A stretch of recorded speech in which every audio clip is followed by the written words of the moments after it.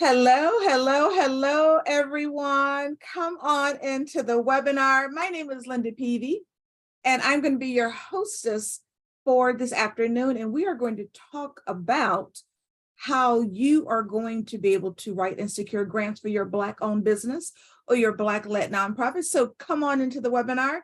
Again, my name is Linda Peavy, and I am in Ohio, where it is really sunny outside, but it is a chilly 27 degrees, but I'm not complaining because I'm near Cleveland and we could have a foot of snow on the ground. So as you come in, give your city or your state a shout out and let me know who's with me today. Again, my name is Linda Peavy and I am the owner of LaPav Consulting, LLC. And I'm going to be your host for this afternoon. So let me see who's with me. Give your city or your state a shout out. Say hello to me as you are. Hey, Akron, our neighbors to the south. Hey, hey, hey. Oh, Roswell, Georgia. Detroit is in the house. All right, all right. Detroit, come on in. Hey, New York, the DMV is representing. Hey, Milwaukee. Hey, Philly. Oh, I used to live in Philadelphia or near Philadelphia for about 10 years. Oh, hey, Joseph, I think I know you from cold, sunny Cleveland. Are you one of the rebels? I think you might be a rebel. Hey, Sean from New Orleans. So come on in. My name again is Linda Peavy, and I am going to be your host for this afternoon. And those of you who know me know that this is a no fluff zone. Okay, we are going to be giving you nuggets that you're going to be able to take and use to secure the bag for your Black-owned organization. So we don't waste any time. We're going to get started. So I'm going to share my screen, and I always say, like, hello, come through technology, come through. So I'm going to share my screen, and the first thing you're going to see is my 30-second television commercial, which will just give you a little more information about who I am and what I do. And afterwards, we are off to the races. All right, let's go. Hi, I'm Linda Peavy, owner of LaPav Consulting. My passion is to place your organization on the path to excellence. Are you struggling to communicate your message, reach target audiences, or secure funding? From marketing communications to grant writing, we achieve your goals. We've worked with high-profile clients and have secured $17 million in funding for charter schools and nonprofits. Call today to discuss what your success looks like and how LaPav Consulting can help. All right, so that was my TV commercial, just give you a little bit of information about me. I want to make sure everybody's in the right place. So this is grant writing for Black-owned businesses and Black-led nonprofits. All right. So before we get started, I'm going to give an in-depth Q&A at the end. So what I want you to do is put your questions in either the chat or the Q&A, because I'm going to go through both of those portals to make sure I answer all of the questions at the end. And absolutely, you don't want to go anywhere. Please stay until the end because I have a bonus surprise for you. All right, so again, my name is Linda Peavy, and they call me the Grants Queen. Why? Because over the past, oh my gosh, it's been 15 years now since I started my company, LaPav Consulting. And I have secured over $17 million in funding and business development. And you know there's a difference, right, between writing the grant application and securing the money. So I've been blessed to be able to secure over $17 million in funding and business development. I've been hired to write those proposal applications. I've been hired to actually score the grant applications. And I do give grant writing workshops for many organizations across the country, including the Urban League and the Council of Smaller Enterprises and many more. And I'm also a very proud alumni of the Goldman Sachs 10,000 Small Businesses program. So if you're interested, you can hit the link that's being put into the chat. And my trusty assistant, Kelsey, is helping me today. And if you're interested about that phenomenal program at Goldman Sachs, just hit that link. You'll get more information about it. And I was the former executive director of a nonprofit organization. So even though I'm a small business now, I was leading a nonprofit at one time. So I want to know who's with me. Are you a small business or are you a nonprofit? Or, and this is what I'm seeing a lot of for-profit businesses starting nonprofits. So maybe you're both. So let me know, are you a small business or nonprofit or both? So put into the chat and let me know who's with me in the chat. Small business, both, nonprofit, a church. Hey, we got some churches with us today. A lot of small businesses. Well, let me tell you, it won't matter which one you are. You're going to be helped today because I'm going to give you information that's going to help you whether or not you are a small business or a nonprofit or even a faith-based organization. So yes, churches can get grants, okay? So a little bit about my journey. I used to be a publishing executive in Pennsylvania, Valley Forge, Pennsylvania, to be exact. I was there for 10 years and then I got hurt. And when I got hurt, I had to come back to Cleveland, literally came back home in a wheelchair. It took me 2 years to recuperate.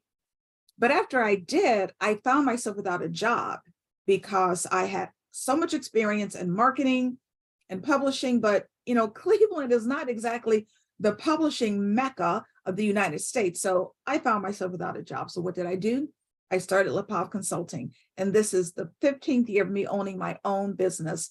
So it certainly has been ups and downs, but I wouldn't trade it for the world, right? But this is what happened when I started my job. One of my first positions, right, was to be hired as a contract executive director of a nonprofit. And so I started the job, and literally within the first week, I'm called into like the board of directors office, and I'm told that I need to write a grant to save my job. Now, of course, they didn't say that to me in the job interview, right? But all of a sudden, I find myself needing to know how to write a grant to save the salary of the executive director of the nonprofit. I didn't know anything about a grant. I had never written a grant before.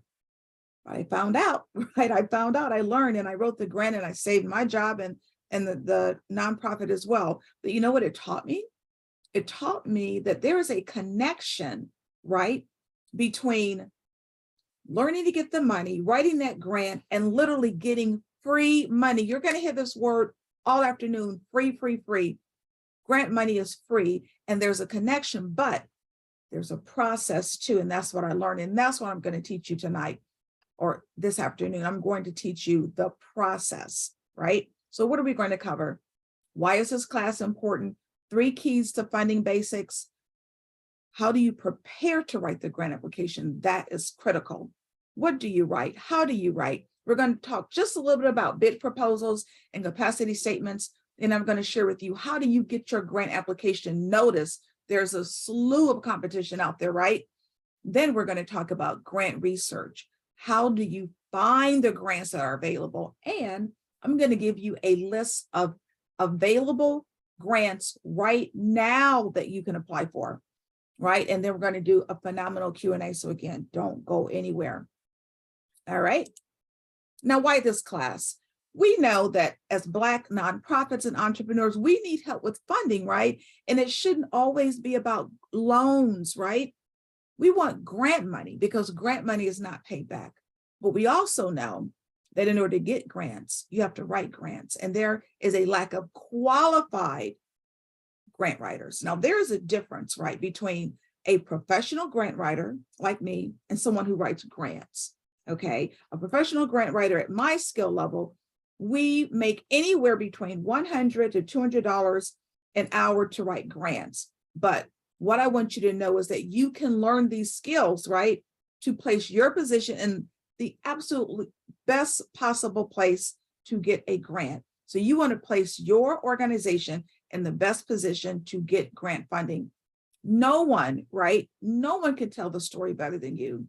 And you don't have to be a professional grant writer to secure grants. This is why you're here, and this is what I'm going to teach you. Once again, there's a process, and you have to know the process. Now, I'm going to teach you what to write. How do you showcase your organization, right, in order to get the funding? How do you write what to write? What do you say? How do you place your organization in a light that will make it shine amongst a sea of competition? And then this is all about finding the right funder. How do you find the right funder that is going to match your mission and want to give you grant funding, right? We're going to talk about two different incidents that completely changed the landscape of philanthropy. One was COVID-19. So before COVID-19, it was almost unheard of for a for-profit business to get grant funding. When you thought about grants, you thought about what? Nonprofits. But what happened in COVID-19? You know, as well as I do, that so many small businesses went under, right? We were not able to function, no customers. Many of us had to shutter our doors. So what happened? Foundations and Fortune 500 companies started to take notice. And they said, you know what? We have to do something about this. Small businesses are the backbone of this country, and they are going under at an alarming rate. So what did they do? They started creating pools of money and filtered them into grants so that there would be grant money for, yes, for-profit organizations. And I tell you, I've been writing for 15 years.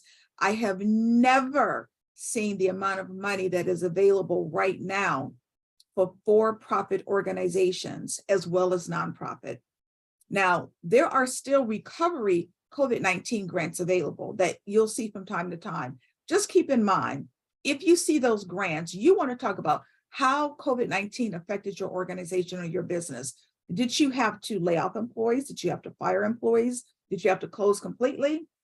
Did you have to pivot your business like so many of us did? They are out there, right? So when you see them, really talk about how the pandemic affected your business.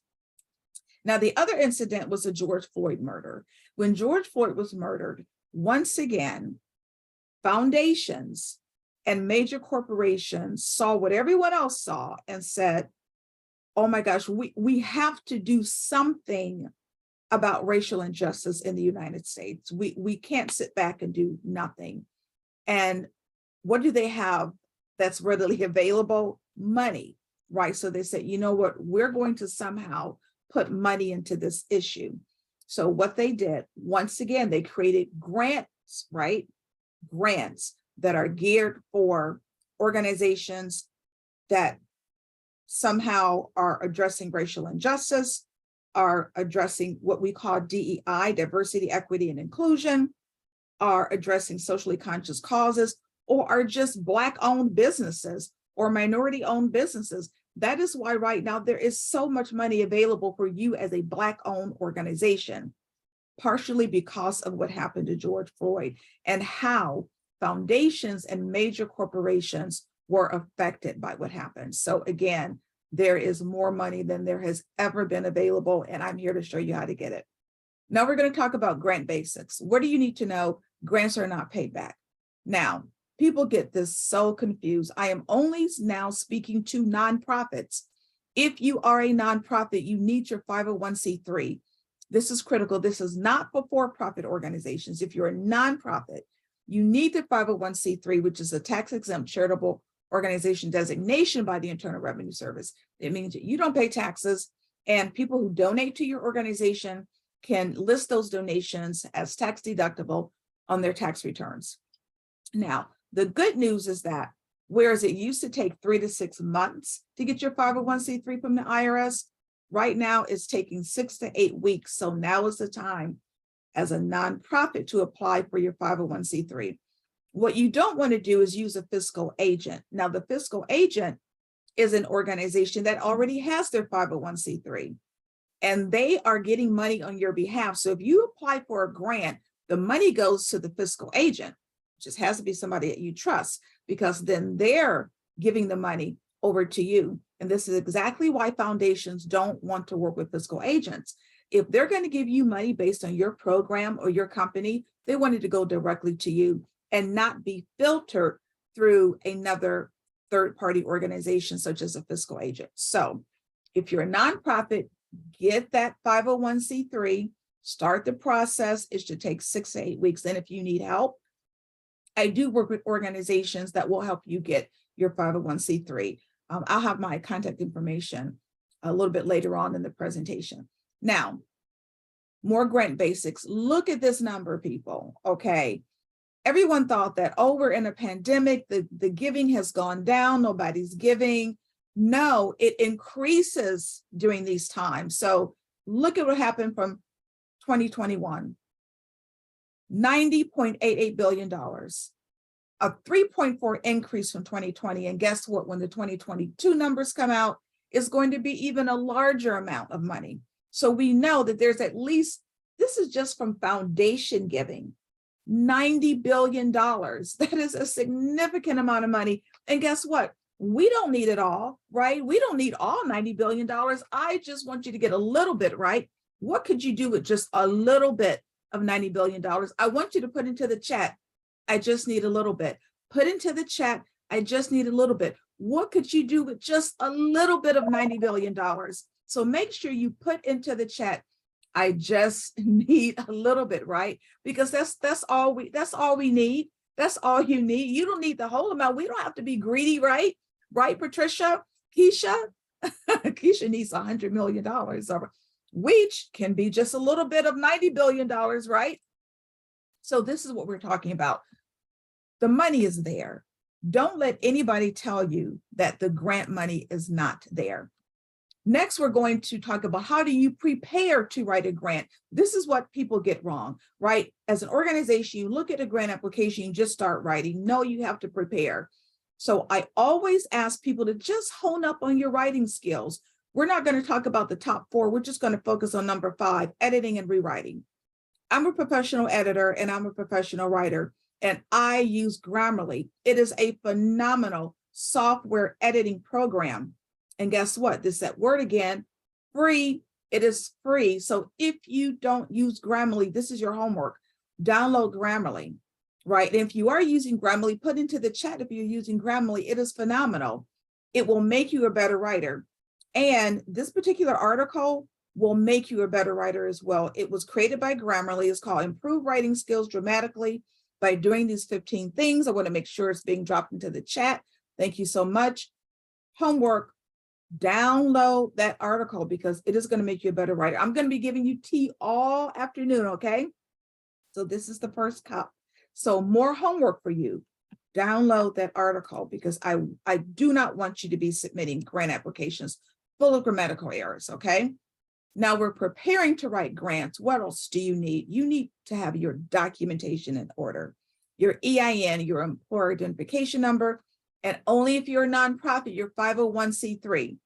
Now, for you for-profit businesses, your certificate of incorporation, your articles, right? Your bylaws, your state certification. And let me tell you how important this is. A young lady was on this webinar last year and she said, oh my gosh, Linda, you're absolutely right. I was applying for a grant. The competition was stiff. I was the only person to get the grant. Why? Because I had my state certification that I could do business in that state. This is your business license. So what you have to do, more homework, go to your Secretary of State's website, okay? Your Secretary of State's website and be absolutely sure that you have a current business license so that you're legally able to do business in your state. I have a lot of information to share. Don't worry, this entire webinar is being recorded and you will get a replay because I have a lot of information to share. What else do you need? You need your list of board members, your staff. Also, letters of support become so important. What are they? They're letters that you gather from your supporters that you include in the application. It could be from your church, your pastor, community leaders, right? Your vendors. They're saying that they believe in your cause and what you're doing and that you're worthy of getting the grant money. But you need to give people time to pull them together. So this is what you do before you start writing that grant. An audit financial statement, some grant applications will ask for that. If so, you need to make sure you have a CPA completed for you. Now, the current operating budget, of course, you need it. But for you startups who think you don't need a budget, yes, you do. The current operating budget will allow you to know how much money is it going to take to start my dream, to start my nonprofit, to start my company. You need to know how much money you need, right? And when you complete that budget, When you start looking at the gaps, that's when you can determine that you need grant money to fill in the gaps. So if you maybe have money to open up the building, maybe to pay the lease, maybe to even hire employees, but you create that budget and you're saying, wow, I'm going to need money for marketing. I need a grant. It will help you fill in the gaps. So even if you are a startup, you must create an operating budget so that you know how much money it's going to take to get started.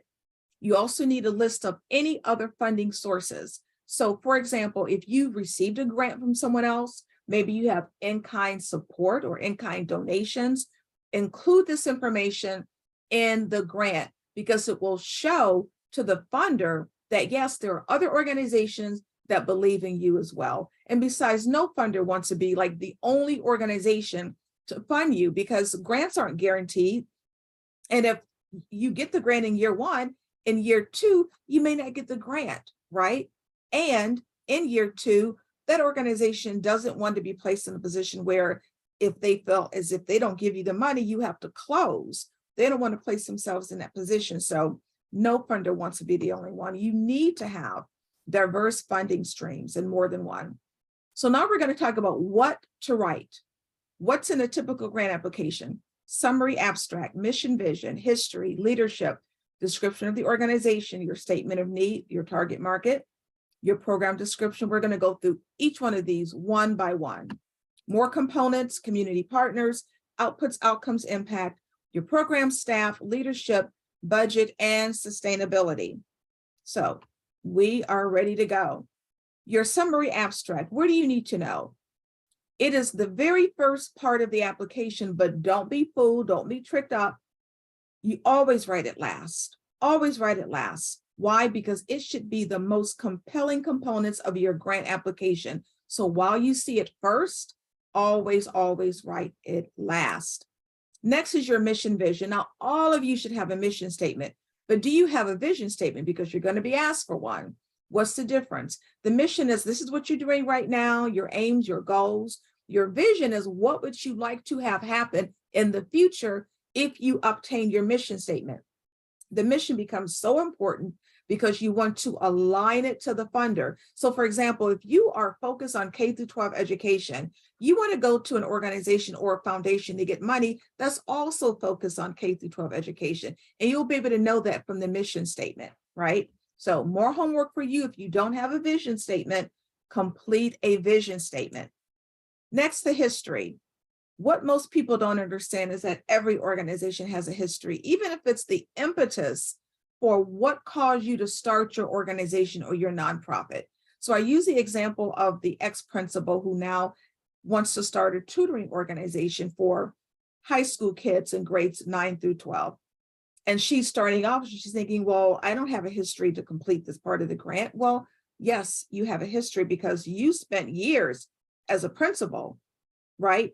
In high school, being able to see that these students in grades 9 through 12 were not performing at grade level proficiency in reading and math. So that caused you to want to create this tutoring organization. So think about what was the impetus for you starting your organization when you write the history. Next is leadership. That's simply like your COO, your CEO, your pastor, your board of directors. The board directors is also part of your leadership, so be sure to list them as well. Next, you're going to describe your organization. So if you are seasoned, what has been your track record of working with whatever your target population is? And that is who you are directing your services to. We'll talk about that later. But what has been your success rate? What has been your success factors? And again, what has been your experience with whatever the subject matter is that you're dealing with in your company or your organization? For that principal, well, she has experience working with kids. She wants to tutor kids now, but she spent years teaching and leading kids in high school. So she has experience with her target population. Next, the statement of need. What is the problem?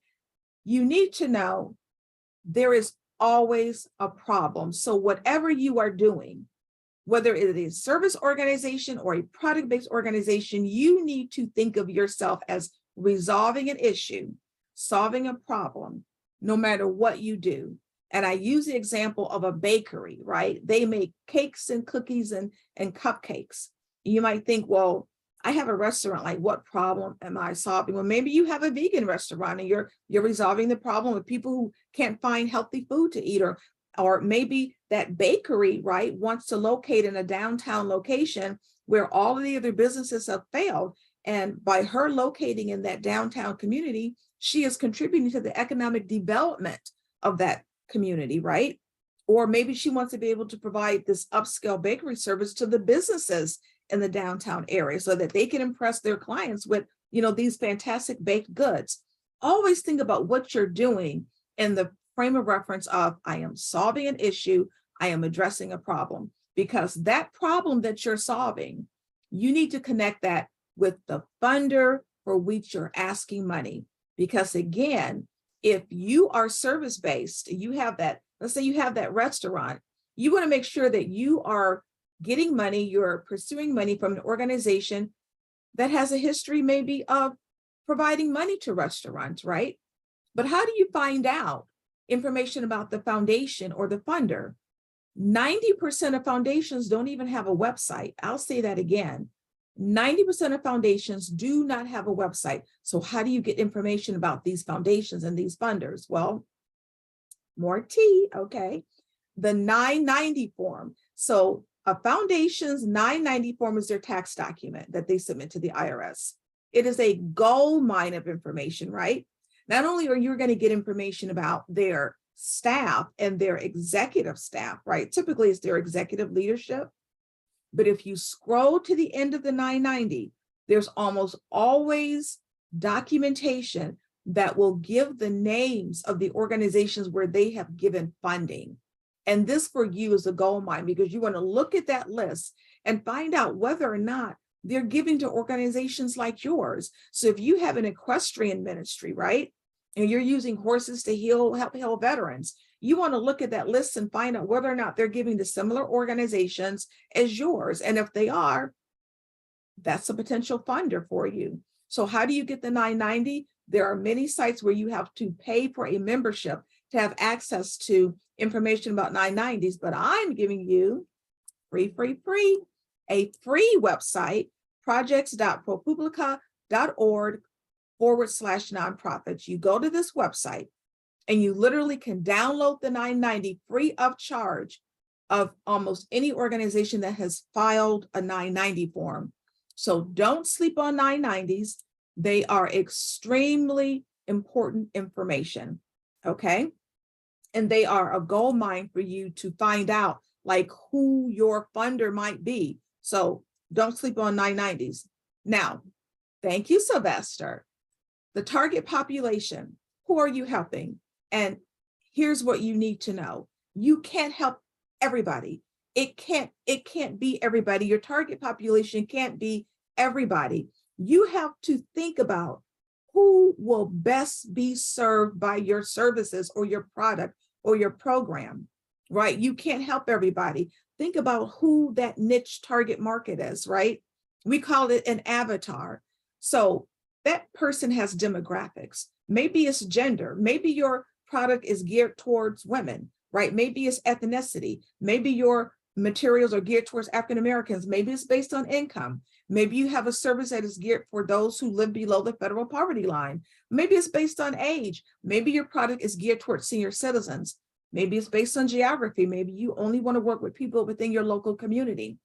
This is another free site for you that will help you get demographics of different communities, such as educational attainment rate, the unemployment rate, the number of businesses in the area.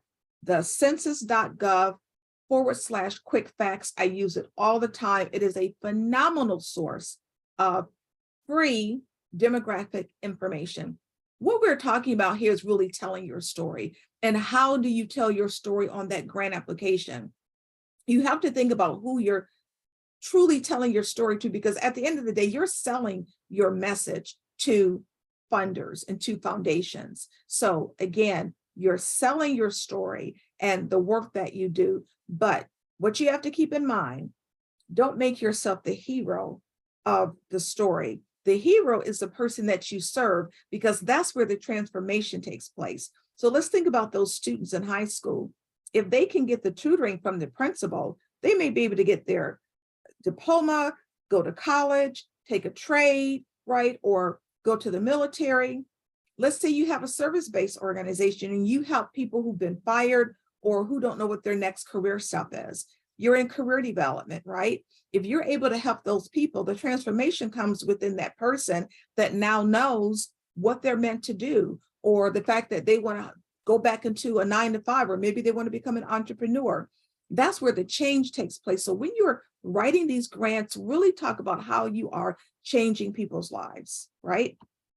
And then, of course, you always want to highlight whatever issue that you are addressing or solving. You want to be able to show how you've changed lives, right? Of course, you have to appeal to emotions. How do you do that? You use real examples, testimonials, case studies. One of the best ways to do that is using video, right? If you have a website, on the homepage of your website, you should have some type of testimonial videos, right? And it doesn't have to be expensive. Everybody knows I'm an Android girl, but if you have that iPhone, you can have somebody literally talking to the phone for a minute and tell them how your service has changed their life. You have the restaurant, it may be the best cupcake you've ever tasted in your life. That's what you're saying into that phone. And you have them do the video and you upload the video. If you want to do a professional video of your organization, great. Just make sure it's no more than 2 to 3 minutes. It should be on your homepage. I have said in so many different meetings with foundation leaders, and we're talking about the organization, but once we show that video, you can literally see the change in their faces, because there's nothing like video to get the attention of those foundation directors or program directors. So don't sleep on the video. So you have a decision to make. Are you going to be asking for operating dollars or program project dollars? What's the difference? Operating dollars, you decide where to put the money.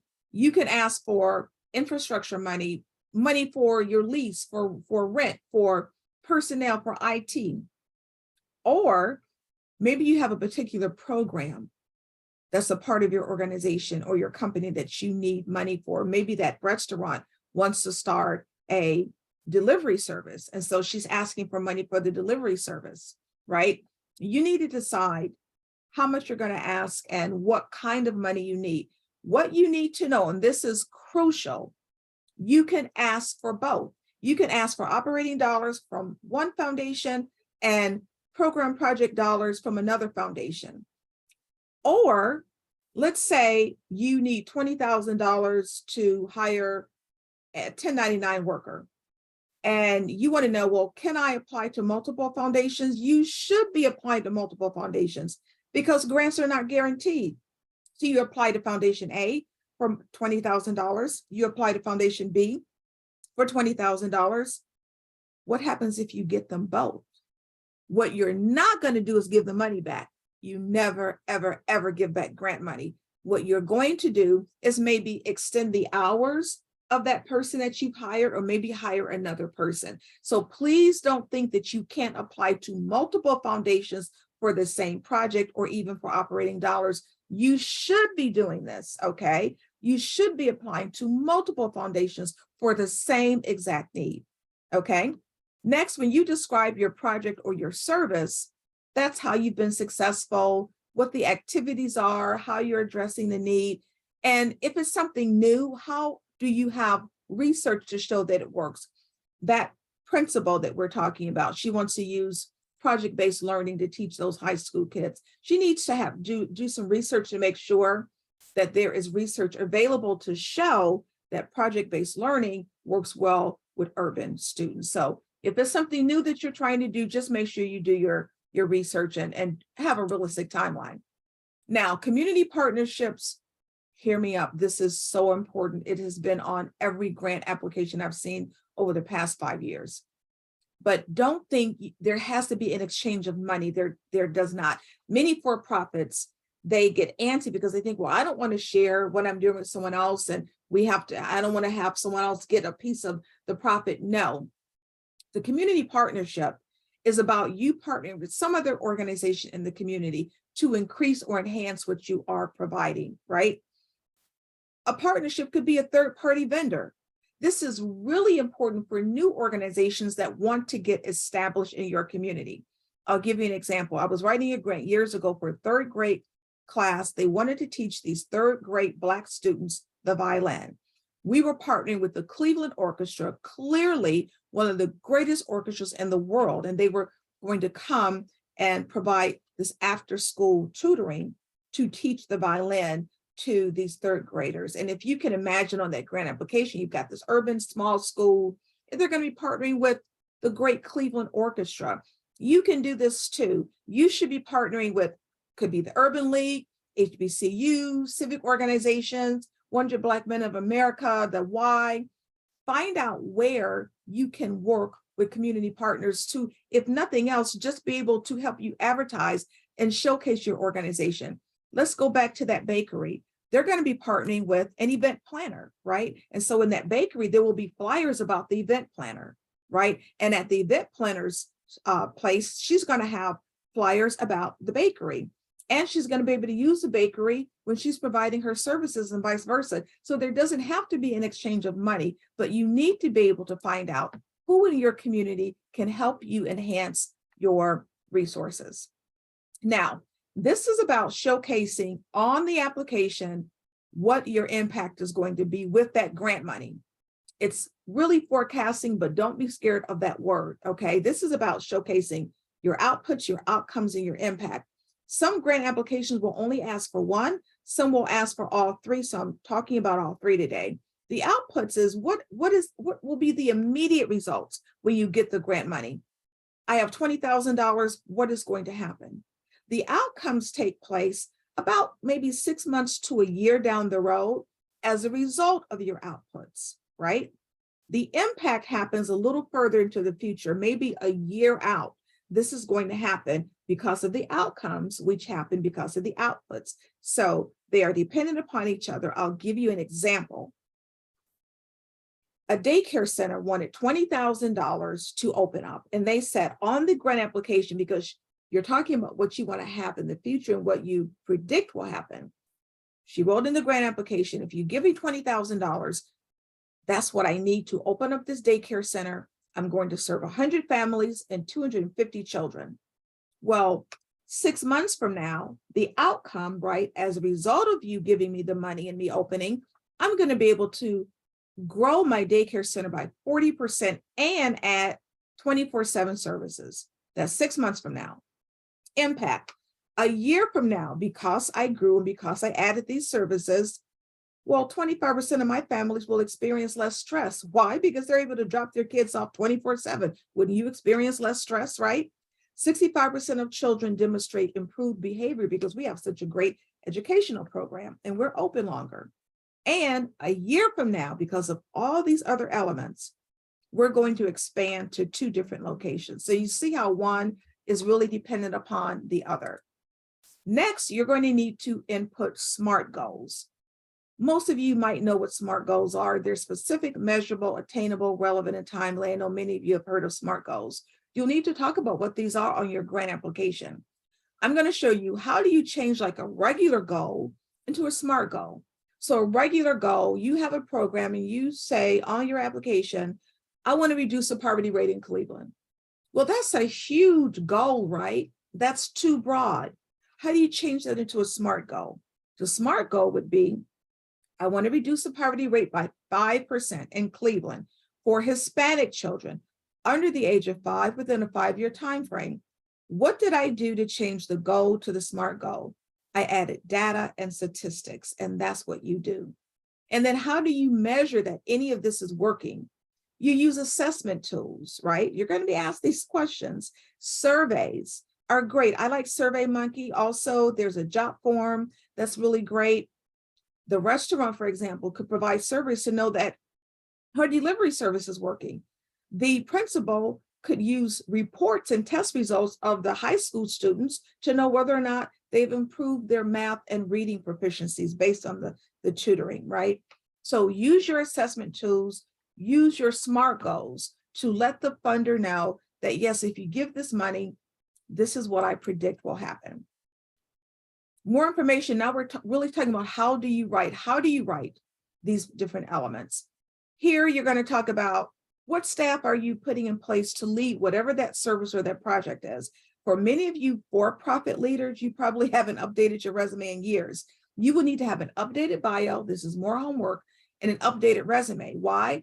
Because that funder wants to know, one, that you're qualified, and two, that the people that you might be putting in charge of the program, if it's not you, that they're qualified as well.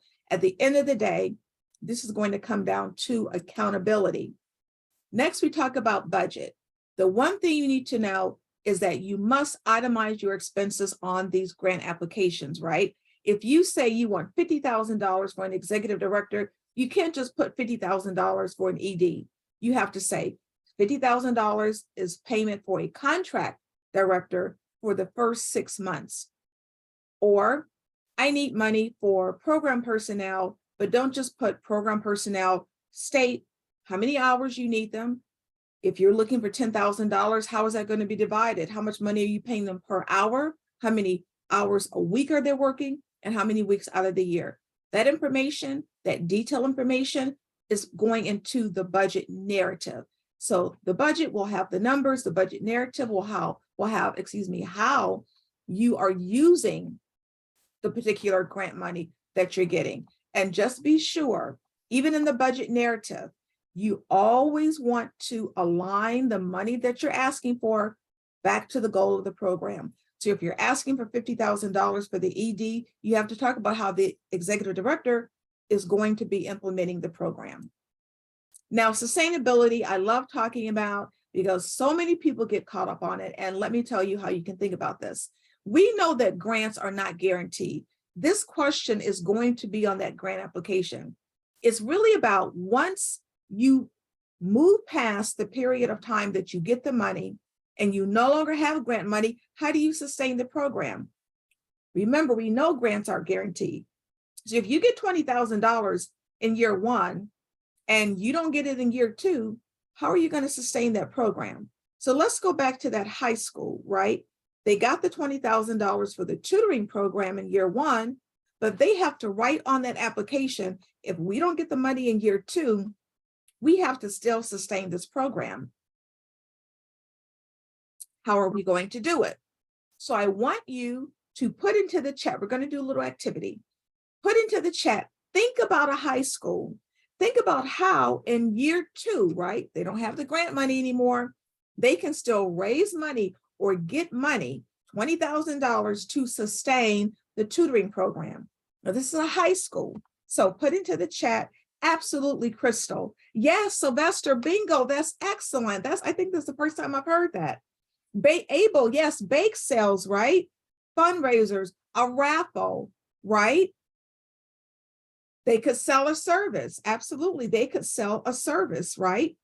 Car washes, perfect, a silent auction. So I'm getting you to know that you have to be creative in writing in that application ways in which you will still be able to come up with the money in year two if you don't get the grant, because more than likely you are going to get that question.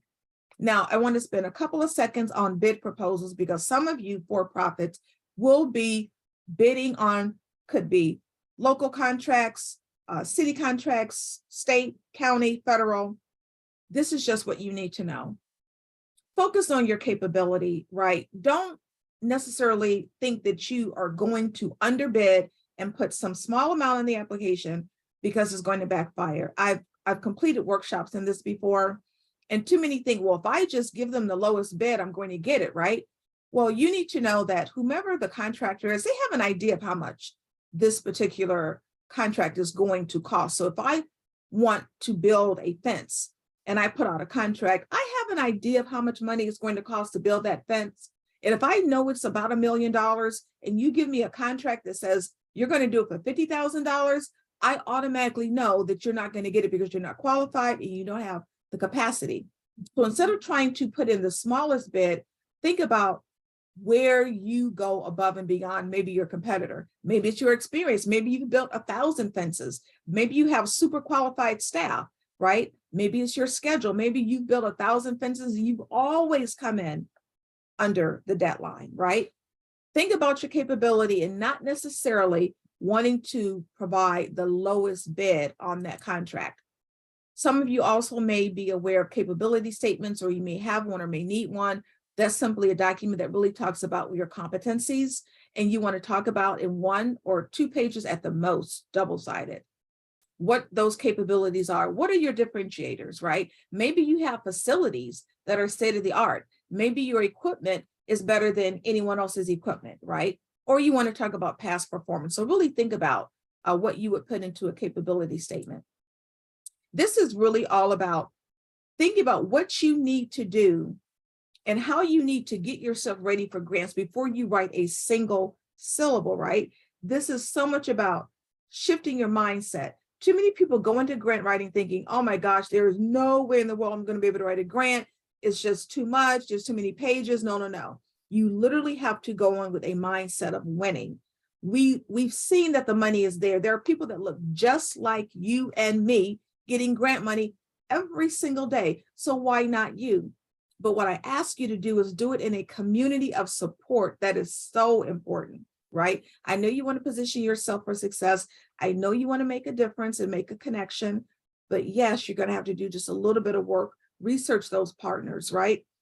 A little bit of effort will absolutely equal the equity that you need, because at the end of the day, it's going to be worth it. You'll be able to open your dream organization, or maybe stop bootstrapping your organization or asking family and friends for money, because you're getting free grant resources, okay?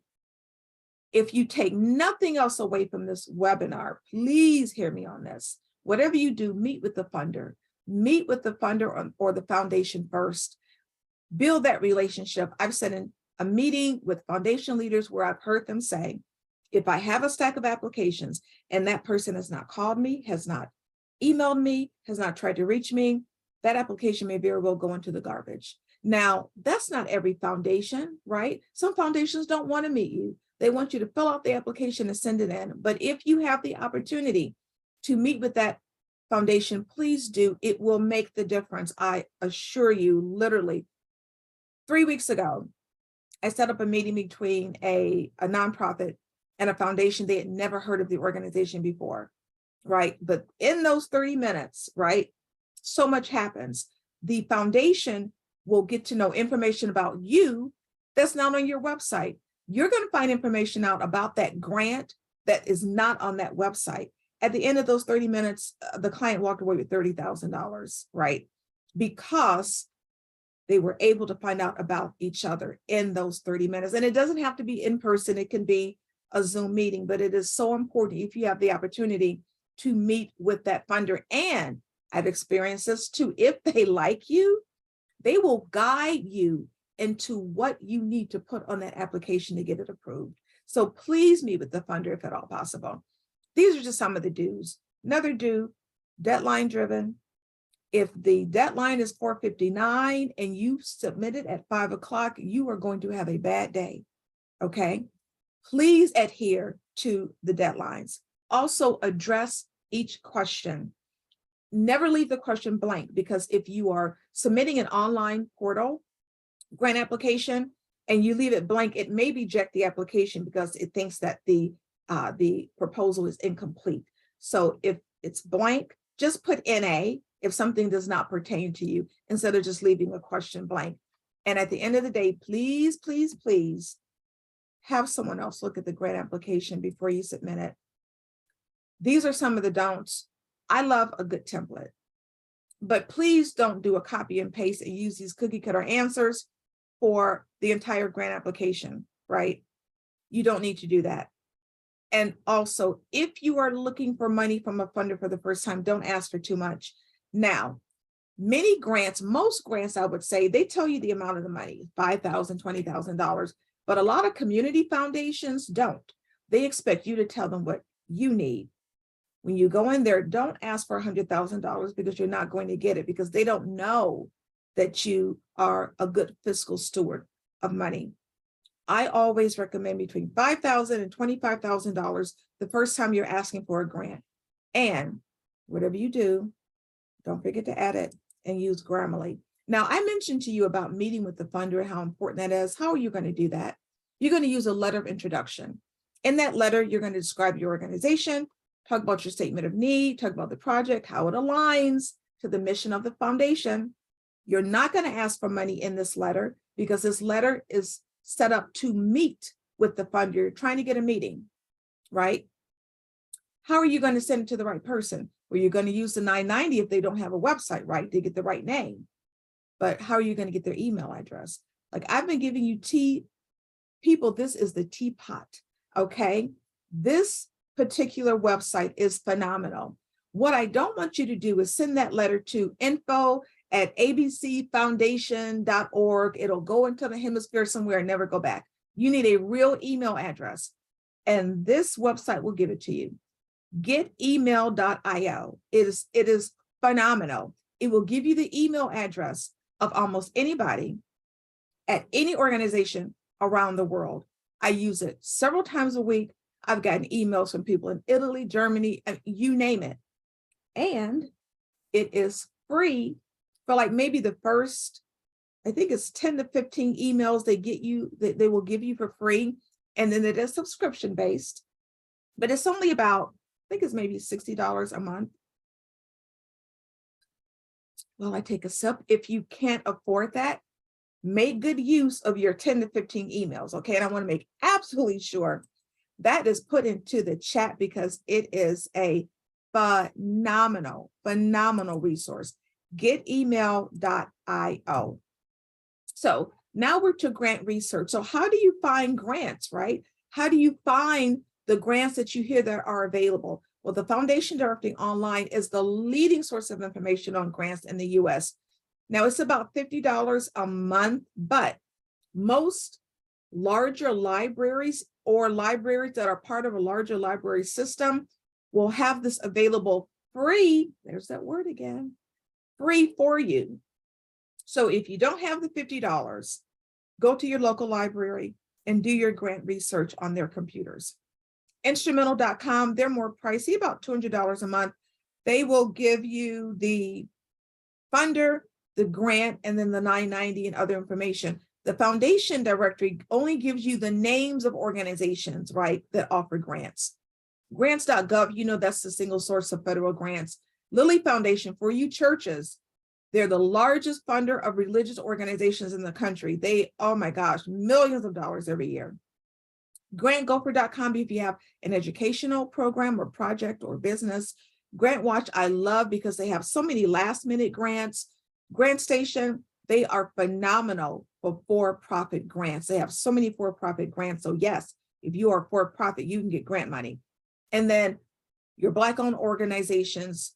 So you need to know about urbanawarenessusa.org. They are Black-owned and they have such a great list of minority grants and other grants that would be a great fit for you.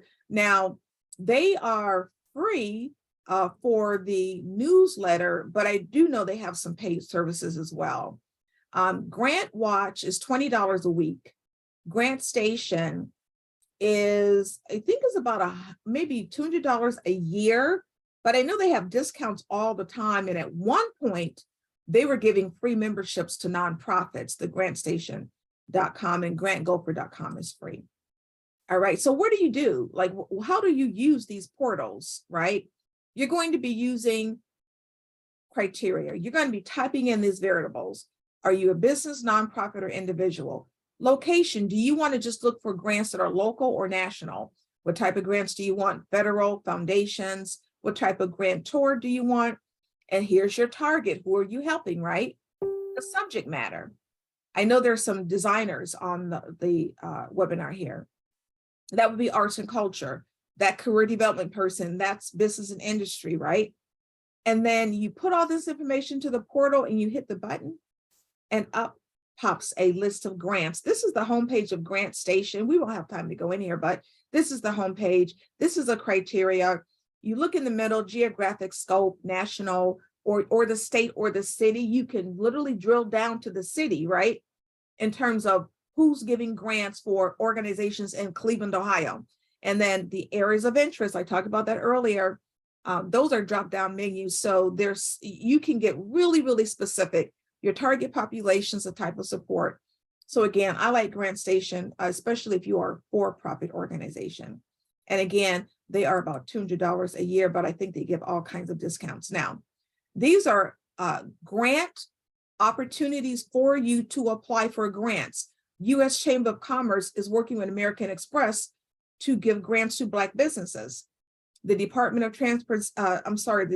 Transportation has their Dot Disadvantage program. Facebook has a Black Creators Grant. National Association for Self-Employed Growth grants are available. The Minority Business Development Agency, FedEx, has grants that they love to give to minority organizations. The Small Business Innovation Research Grant. Northwestern Mutual has a Black Founder Accelerator Grant. Now, those of you who don't have any employees, right? You have no W-2 employees, you have no 1099 employees, you think, well, I can't get a grant, I don't have any paid employees. It doesn't matter. You can still get grant money. As a matter of fact, this particular company specializes in giving money to small nonprofits or all volunteer nonprofits. So like, there's no reason why you can't get into the grant game, even if you don't have any employees. For the church that's on the webinar and other faith-based organizations, the Mustard Seed Foundation, they only give to faith-based organizations like yours. Harlem Capital, I think they're still functioning and they are geared towards Black organizations, especially if you're in fashion design. Again, so the Lilly Foundation, I told you that was the largest foundation that gives to religious organizations. They provided, I think it's $23 million 2 years ago in grant money that will only go to Black churches and HBCUs, right? GiveButter.com, that is a blog of Black philanthropists that give grant money. So these are Black people giving to other Black organizations. Barclays Bank has a small business grant. If you're a startup, don't think that there are not grants for you. Ensile has a grant program if you're a startup, and so does Sky's the Limit. Okay. Now, especially, I know I have a lot of women with me, so I just want to go through this one real quick for the Black women leaders on here. MasterCard and Visa has a grant for you. The Skoll Foundation gives specifically many, many grants to Black women. The Goldman Sachs 1 Million Black Women grant is for Black women-led nonprofits. Cartier has a grant that they've given to many, many Black organizations. Amber Grants for Women, they give $25,000 every single month. If you have like a health and wellness, or a sports organization, Women's Sports Foundation, you want to know about. Now, really quickly, because we're getting towards the end and don't go anywhere. When you think of banks and money, put into the chat what you think about. Just put into the chat, banks and money, banks and money. Tell me what you think. Loans, yes, Aaron, loans, yes, yes, yes, yes, yes. Did you know that banks are some of the biggest providers of grant money, not loans, grant money, okay? But it's not going to be your local bank manager because they're going to try to sell you a loan. You need to find the vice president, right, of the bank. You need to look at a bank that has a good footprint in your community, and you go to that vice president, typically a VP of like community investment or community development, and you talk to them about a grant, not a bank. A young lady was on my webinar last year, and she took my advice, went and searched for one of the banks that had a really great footprint and applied for a $2.3 million grant, not loan, grant. So don't sleep on banks. So thank you so much for being with me. Don't go anywhere because I have a surprise for you. Most of you know that literally this is the 15th year that I have been providing services, grant writing. And I realized that I can only help so many people writing literally one grant at a time. So I decided to make it easy for everybody. I created a grant writing course, literally step by step by step. What many of you need to know is that grants are not 200-page dissertations anymore. The for-profit grants that I've seen are literally 3 to 4 pages. Some of them aren't even 4 pages. I've seen them at 2 to 3 pages. Please don't think that there are these dissertations like they used to be. I needed to give you a step-by-step, literally proven path to funding. This is how I was able to secure $17 million. I want you to be impactful, and I want you to fulfill your mission statement. I really do, without digging in your purse or your wallet and using your own personal finances. You can win $20,000, $50,000 or more in grants. Literally, a young lady told us last month that she utilized the course, got $75,000 for someone that she was helping to write a grant, and then she went and wrote a grant for herself and got even more money. This course will literally cut in half by 50% the time it takes for you to write a grant. You will no longer have to ask, like, is there a grant for this? Is there a grant for that? I take away all of the guesswork because I want to make sure you're using the right method. I give you the best research techniques. I show you literally how you find funders who want to give you money as a Black organization, right? I show you how to find funders. And of course, I show you how to write every single part of the narrative, right? You will be able to write grants without paying a grant writer. As I said before, no one is going to tell the story like you, but I don't want you to do it alone. The course has 12 modules, 35 lessons, 30 video intros, because I know people learn differently. So every lesson starts with an introductory video. And then you have the lesson, you have tasks, you have these really fun quizzes. I give you planners, I give you workbooks, I give you printables. And of course, I've secured $17 million. I give you my grant examples. So if I'm teaching you how to write about your target market, you're going to see an example that I've used from a winning grant as to how I wrote about that target market. And I'm doing something nobody else is doing. I'm giving you literally a list of 450 funders, organizations that are giving grant money right now, which includes 50 new organizations that are just giving grants to for-profit organizations, right? But in addition, I know that a lot of instructors, they create these courses and they leave, you never see them again. I don't. I have a private Facebook group where once you're a student, you come into the Facebook group and it's phenomenal. You can get the help you need. You can ask questions. There are hundreds of other students in there. Many of them are professional grant writers who took the course, and they're always willing to help those who come into the Facebook group. So you get the support you need, right? In addition to the Facebook group, which is, I have to say, phenomenal. If anybody is on here that's a part of the Facebook group, give yourself a shout out. You have 1 hour of group coaching every single month where you are coming with your questions. I want you to be successful, right? I don't want this to be just something else you sign up for. I'm trying to help you get money. And so 1 hour a month, you come with your questions, your problems, anything that you need to ask that will be able to help you. This is what the course is worth. I've had it audited literally 3 times. The lessons are worth $35.49. The videos are worth $5.99. The funders $4.99. And then these great like grant trackers and planners and workbooks are worth $3.50, but that's not what you're going to pay. I'm giving you an insane price. It's not crazy, it's insane. The course is worth $49.97. The regular price is $9.97. I sell it for $4.97. People pay $4.97 for it, but that's not what you're going to pay for it today, right? Because you join me. This is the last weekend in Black History Month, people. So I'm giving you everything, okay? For the next 3 days, you're going to get 60% off of the $4.97 price. It's $197. That's not per month. Most people think, oh, okay, I can do that. It's $197 a month. No, it's $197, period. Okay, and for the culture, okay, because people know I normally don't do this. I'm giving you the chance to pay over the course of 2 months. So one payment of $197, or you can pay $115 a month for 2 months. But you have to use this code, because when you go into the portal, the course is $497.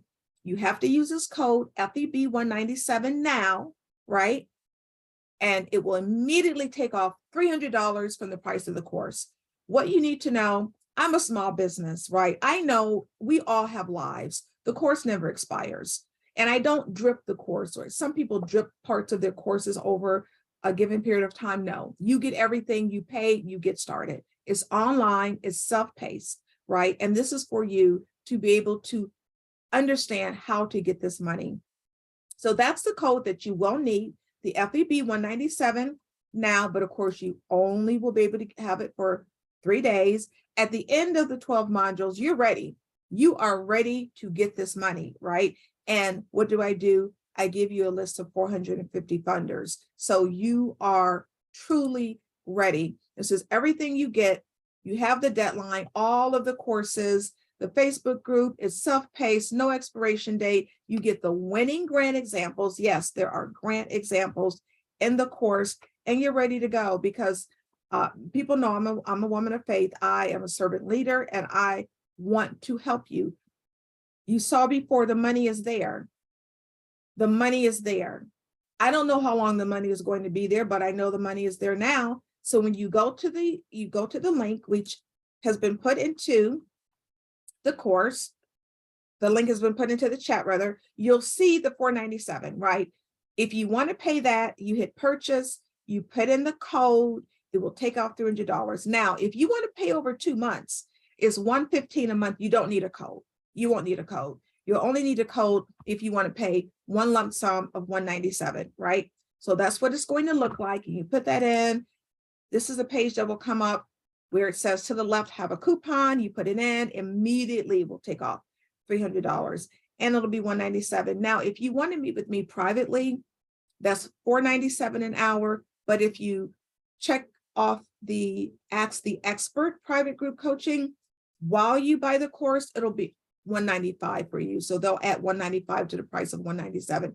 If you want to meet with me privately, one-on-one, to discuss a grant or your organization. Why is it important to do any of this right now? One, many grants have cycles where maybe they have the grant portal that's open many times a year, but so many organizations don't. And they will tell you, look, you have to apply when we have money.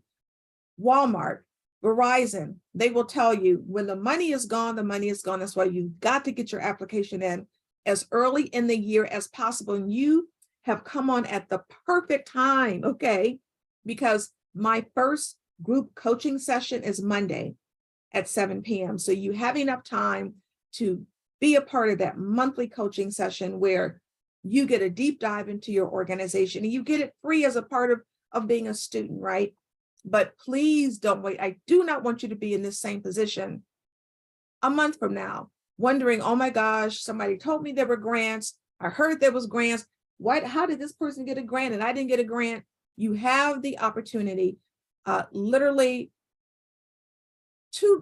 about maybe 2 weeks ago, I heard from another client who was able to get a $30,000 grant. That's in addition to the client that had the meeting, the 30-minute meeting, and got what ended up being $35,000 because it was $30,000 and another $5,000. And then a young lady who was able to get the $75,000. And then Farah told me, oh my gosh, this was last week. She said, Linda, I use the techniques in the course. I have gotten 5 grants for my mom's church. 5 grants for her mom's church. Carla took the course and she said, it's so easy to understand. And it is. I don't want to make this hard for you. Kelly is the person that got the $75,000. Brian got $30,000 after using the information in the course, and it's $197. It's tax deductible because this is an educational component. So yes, you can write it off, right? So this is for you. This is your opportunity. We're going to do a Q&A now. I'm going to stop sharing my screen, and we're going to start with the Q&A box. Yes, so the course does not expire, right? No, the course does not expire. You have the course forever. It's online, so you start immediately. That's the great part. You start immediately. You don't wait to start. You pay the money and you get started. Plus, in the group coaching session, I do a live overview of the course too, just to get you acclimated. But Not that you need it, because there's a welcome module that will tell you everything you need to know about the course. All right, so let's go over, there's no questions in the Q&A. So I saw some in the chat. So I'm going to go up to the chat. And let's see, our first question here. So yes, a lot of people do think that grant writing is, it's difficult, it takes time, but not when you're doing it in a community of people and not when you have help. Keep in mind, I'm going to be your coach. So you will get the help that you need. So the security firm, yeah, oh my gosh, for schools, oh wow. So Deshaun, there were $2 million grants last year that you could have applied for. I know about them because I have some organizations apply for them. $2 million grants, just the ones that I'm aware of from last year that you could have applied to. They were both about security for schools, $1 million each one. And you know what? They were 7 single space pages. Now, if you can imagine, $1 million grant is only 7 pages. These smaller grants are literally 2 and 3 pages. So please don't be afraid. Don't be afraid to write these grants. Yes, it is. Everything's being recorded. Everything's being recorded. Absolutely. You're asking for ECIP. I'm not heard of ECIP, so you'll have to let me know what that is. So is this Crystal? I knew someone at Chase in their community relations area. There you go. You need to talk to that person about grants, not loans, grants, grants, grants, grants. Oh, thank you so much. I'm so glad people are getting so much from the webinar. Can people pay you to write grants? I take clients on a very limited basis. What I'm going to do, I'm going to put my email address into the chat.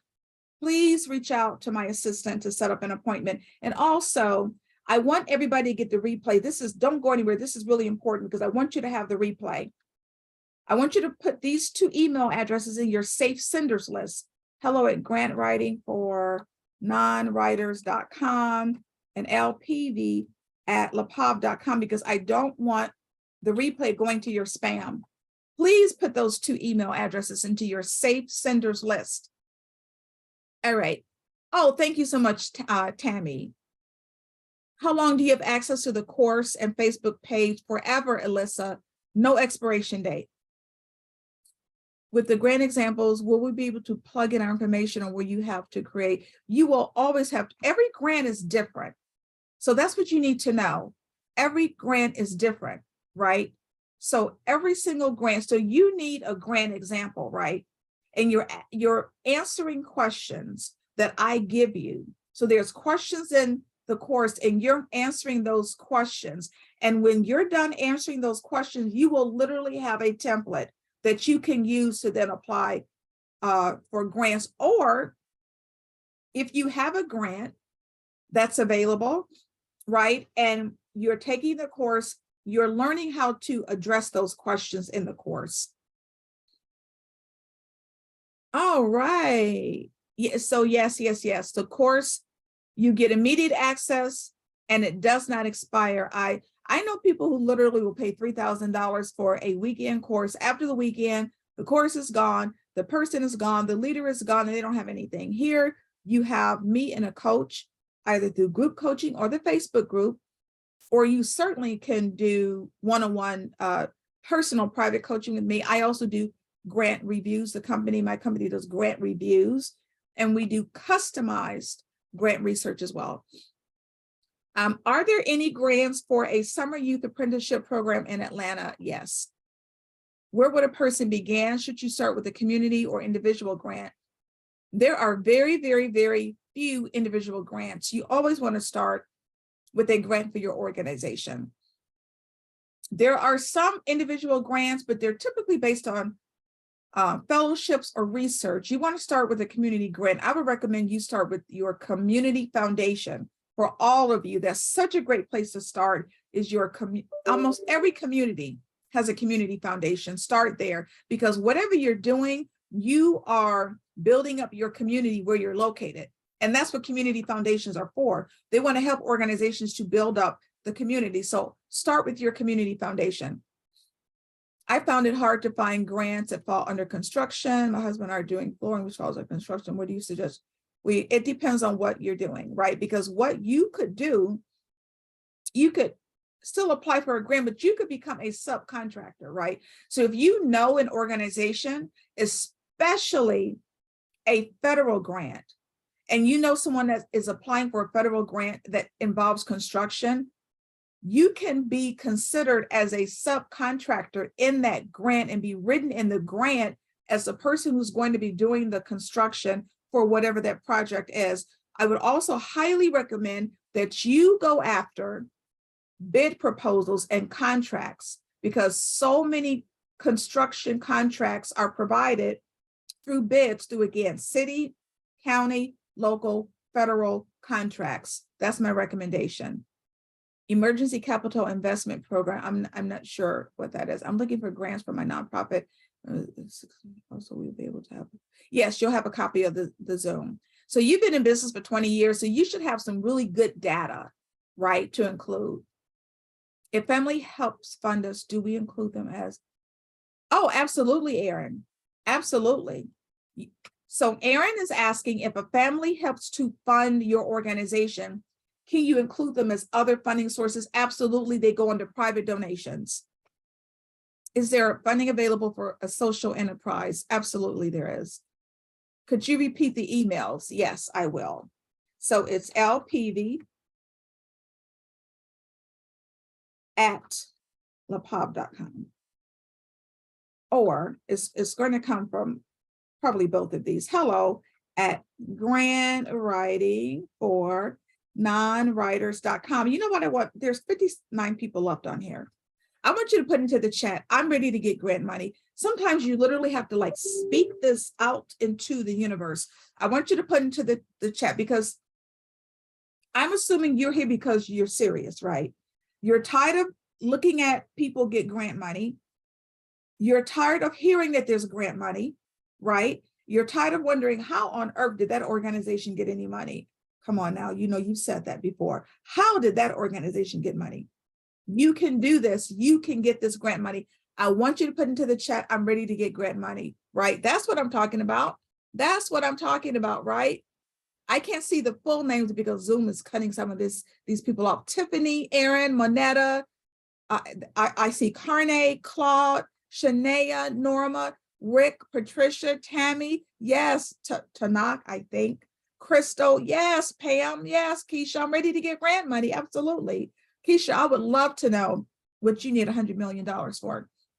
Veronica, LaDonna, yes, I'm ready to get grant money. Anita, yes, yes, yes, yes, yes. I'm ready to get this grant money. That's it. That's it. Be ready, but don't be in the same position a month from now. It's $197. I'm here to help you.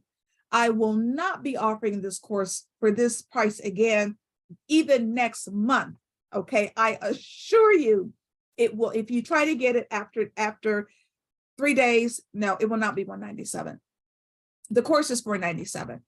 All right, so let me see if there's any other questions. Oh, Alyssa, thank you. So, oh, thank you, Alyssa. Crystal, thank you.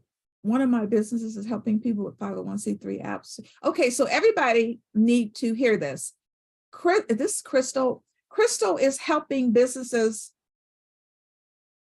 is helping organizations get their 501c3. One of my businesses is helping people with 501c3 apps to start their nonprofit, right? So Crystal, put your email into the chat.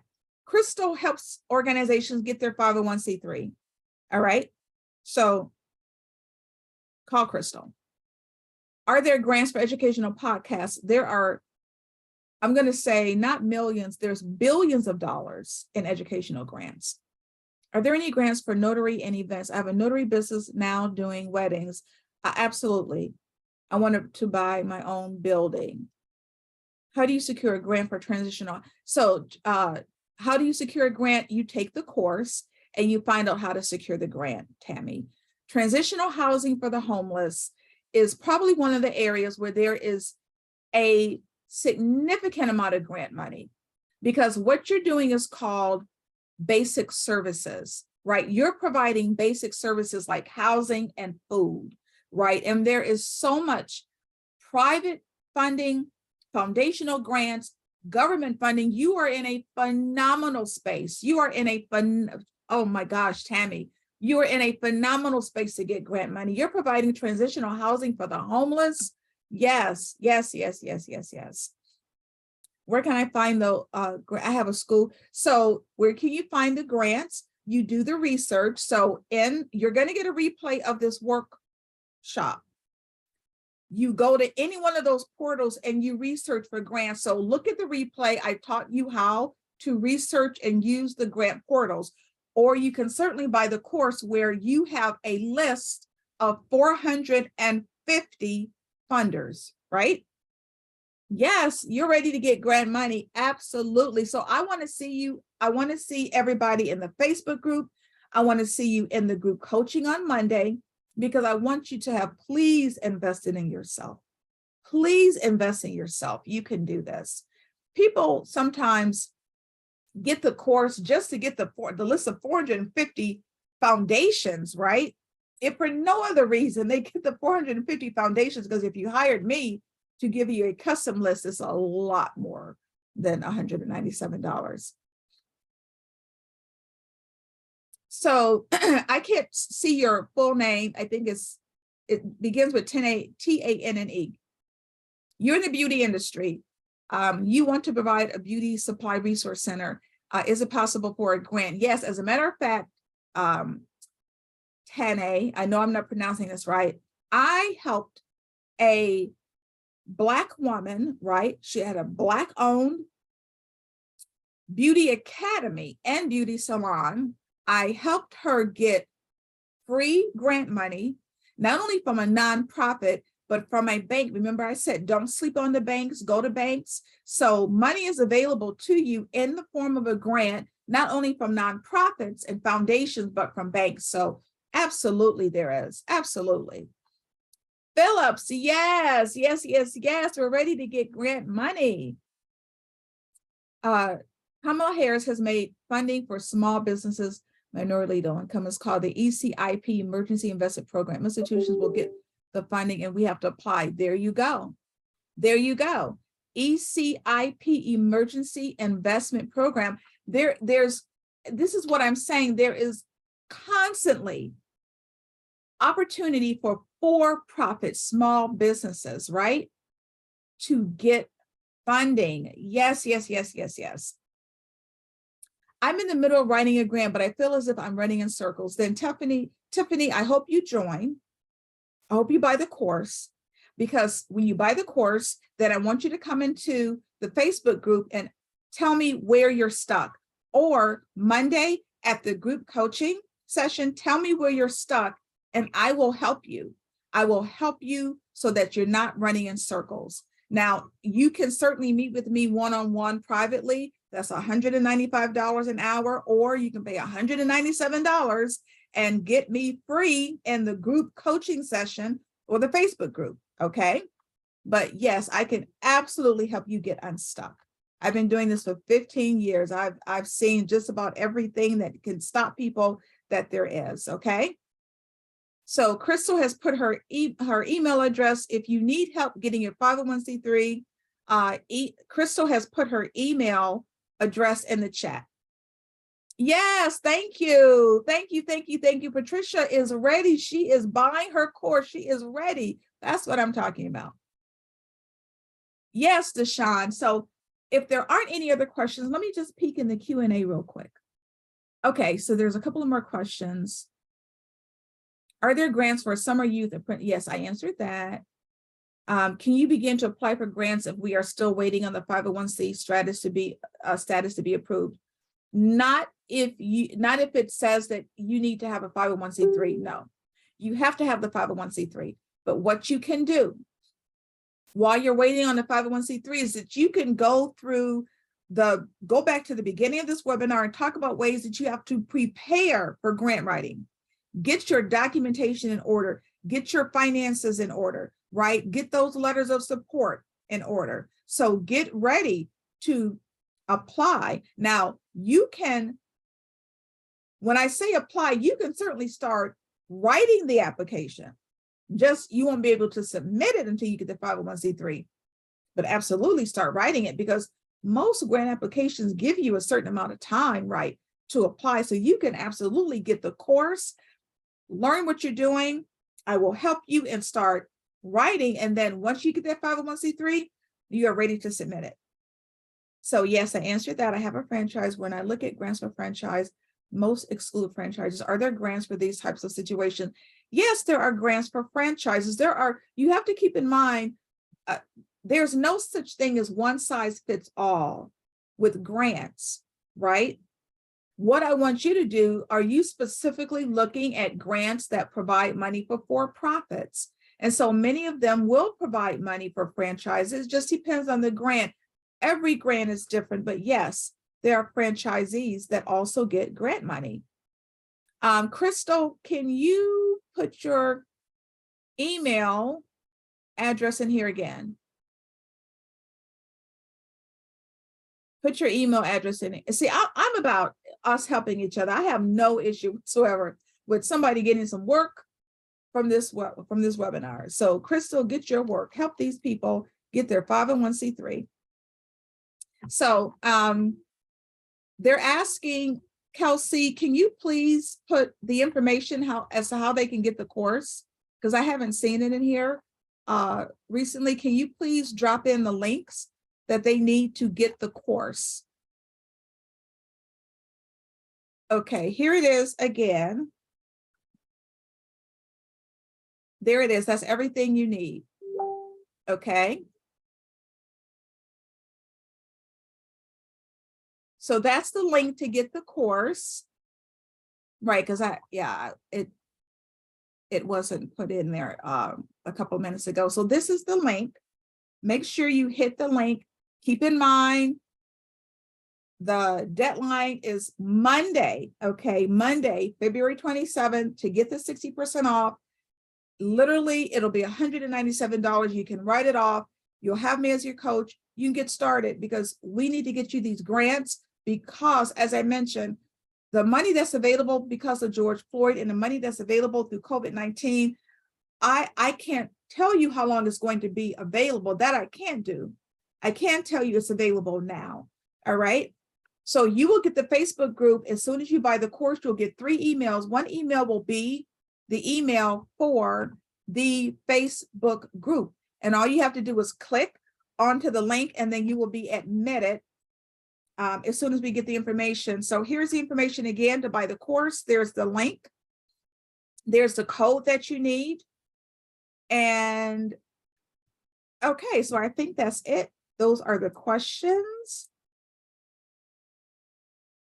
What is the site for those grants? I can start looking now. I want to be ready for next school year. What is the site? I'm not sure which grant you're referring to. You will have the replay. I would suggest everybody go back through the replay, look at the replay, get the information you need from the webinar.